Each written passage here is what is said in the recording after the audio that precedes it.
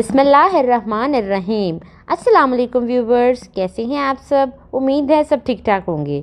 मैं दुआ आपको अपने channel cooking and tips with दुआ में खुशामदीद कहती हूँ। आज मैं आपके साथ शेयर कर रही हूँ दही बड़ा रेसिपी। तो चलें आपका टाइम ज़ाया किए बगैर रेसिपी शुरू करते हैं। बड़े तैयार करने के लिए हम एक बाउल ले लेंगे, उसमें 1 कप दाल माश डाल देंगे और हाफ कप मूंग दाल डाल देंगे। अब इसे अच्छे से 3 से 4 पानी के साथ धो के भिगो के रख देंगे 3 से 4 घंटे के लिए, और ज़्यादा से ज़्यादा ओवरनाइट के लिए सोक कर सकते हैं फॉर बेस्ट रिजल्ट।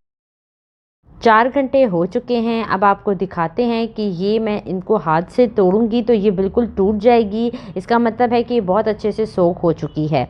इसमें से हाफ कप पानी निकाल लेंगे जो हम दालें पीसने में इस्तेमाल करेंगे, और बाकी जो है वो ड्रेन कर देंगे। दालें हाफ कप पानी समेत ब्लेंडर में डाल देंगे, और फिर उसमें 1 इंच का टुकड़ा अदरक का लेके छोटे छोटे पीस कर लेंगे। 2 से 3 हरी मिर्चें काट के डाल देंगे, और 4 से 5 लहसुन के जवे डाल देंगे, और उसके बाद 1 टीस्पून इसमें नमक डाल देंगे, और फिर इसे बंद करके इसको ब्लेंड कर लेंगे। पेस्ट रेडी हो गया है, ये आपको दिखा देते हैं। बिल्कुल ऐसा पेस्ट हमें रेडी करना है। अब इसे एक बाउल में निकाल लेते हैं, और इसमें 1 टीस्पून बेकिंग सोडा डाल के इसे बहुत अच्छे से बीट करना है ताकि इसमें एयर भर जाए और ये बहुत अच्छे से फ्लफ़ी हो जाए। तकरीबन 5 मिनट तक इसे बीट करना है बहुत अच्छे से। अब एक कप में पानी ले लेंगे और थोड़ा सा पेस्ट इस पानी में डालेंगे और इसे चेक करेंगे। आप ये देख सकते हैं, अगर ये नीचे बैठ जाएगा तो इट मीन्स कि आपका जो पेस्ट है वो सही रेडी नहीं हुआ है।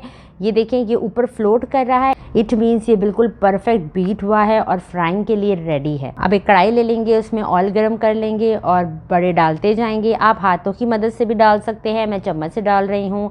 ऑयल जो है वो आपको बहुत ज़्यादा गर्म नहीं होना चाहिए, नहीं तो ये ऊपर से पक जाएंगे और अंदर से कच्चे रह जाएंगे। मीडियम फ्लेम पे इसकी फ्राइंग करनी है, 2 मिनट एक साइड और 2 मिनट दूसरी साइड।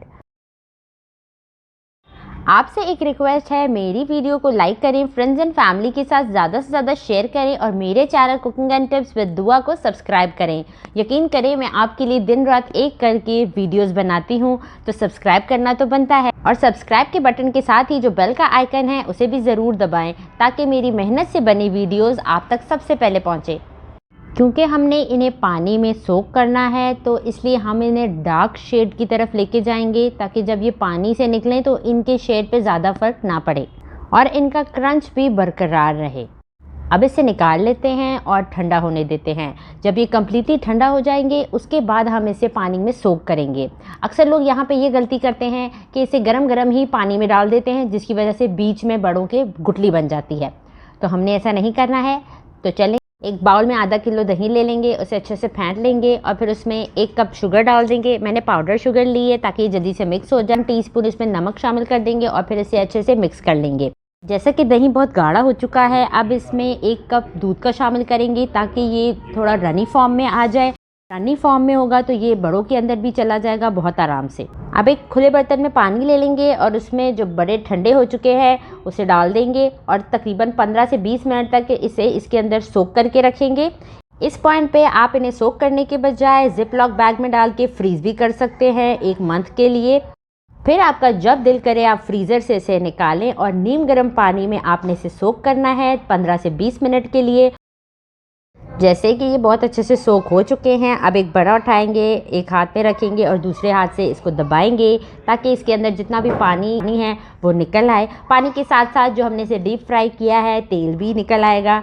ऐसे ही बाकी भी बड़ों में से पानी निकाल देंगे और इसे एक डिश में रखते जाएंगे।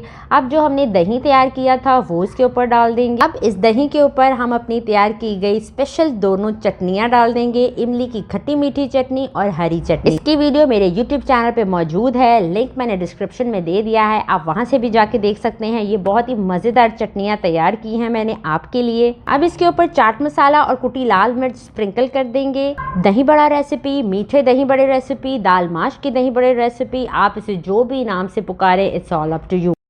आपने इसे ज़रूर ट्राई करना है और मुझे कमेंट सेक्शन में अपना फीडबैक देना है कि आपको मेरी ये रेसिपी कैसी लगी। इसी के साथ इजाज़त चाहती हूँ। अल्लाह ताला आपको और आपके घर वालों को सेहत और तंदुरुस्ती अता फरमाए, आमीन। अपना ढेर सारा ख्याल रखिएगा, दुआ में याद रखिएगा। अल्लाह हाफ़िज़।